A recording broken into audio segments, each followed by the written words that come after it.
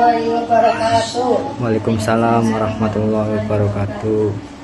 Perkenalkan, nama saya Irmalia Prantika, NIM 672 Prodi Yaud.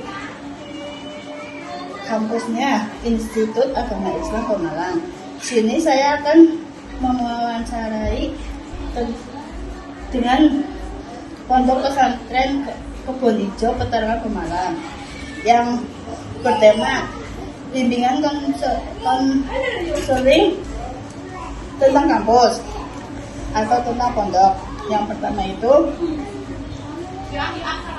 apa saja yang dapat dibicarakan saat melakukan konseling pranikah. Yang kedua, apa yang menjadi prinsip utama dalam bimbingan dan konseling menurut perspektif Islam. Silakan yang mau bertanya, nggak apa-apa. Yang pertama, yang ini apa saja?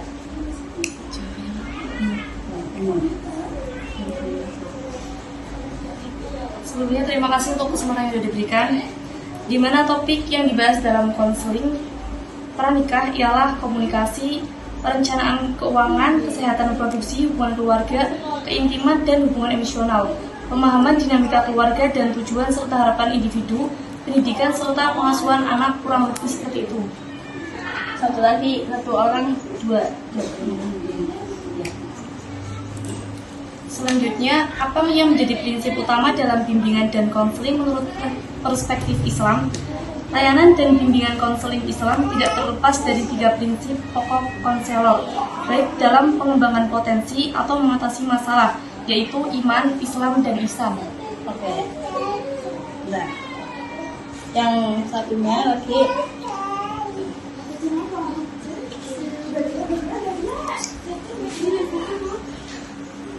mengapa bimbingan dan konseling merupakan suatu program yang tidak dapat dipisahkan dari pendidikan. Yang kedua, kenapa setiap cantin wajib melakukan screening pranikah? Silakan mbaknya yang ini.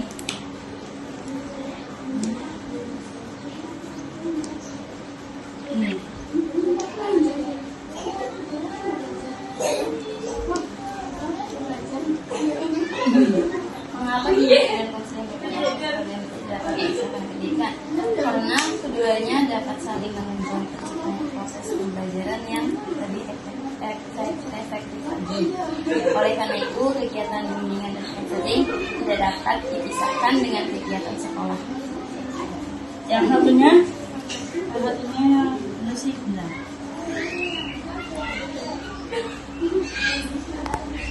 Yang ini, yang Kenapa setiap cantin wajib melakukan screening pranikah? Screening pranikah itu bertujuan untuk memberikan konsultasi medis mengenai kemungkinan penularan penyakit-penyakit tersebut kepada pasangan atau anak-anak mereka, dan untuk memberikan pilihan kepada pasangan yang akan membantu mereka merencanakan keluarga. yang pertanyaan yang kedua, bimbingan tentang kampusnya sendiri.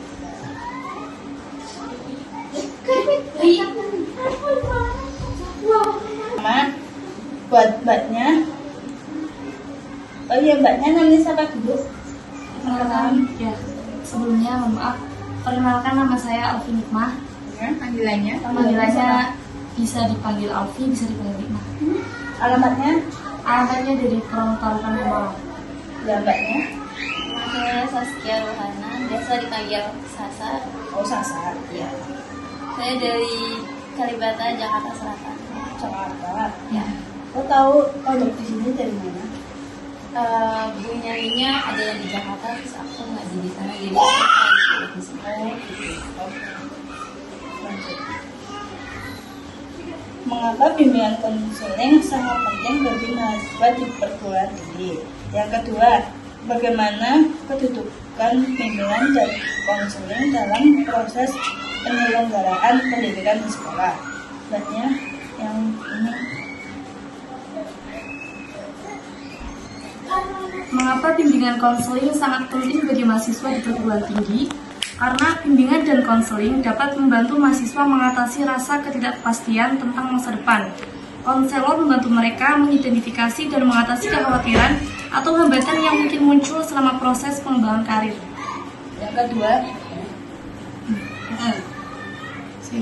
iya, Bagaimana kedudukan bimbingan dan konseling dalam proses penyelenggaraan pendidikan di sekolah?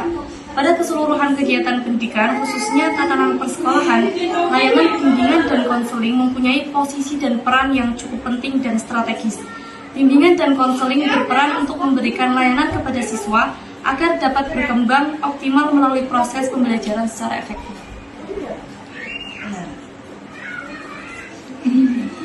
Yang berikutnya, mengapa mahasiswa perlu memahami dan memanfaatkan layanan bimbingan dan konseling selama perkuliahan? Yang kedua, bagaimana bimbingan dan konseling dapat membantu memperbaiki kelemahan Anda? Banyak.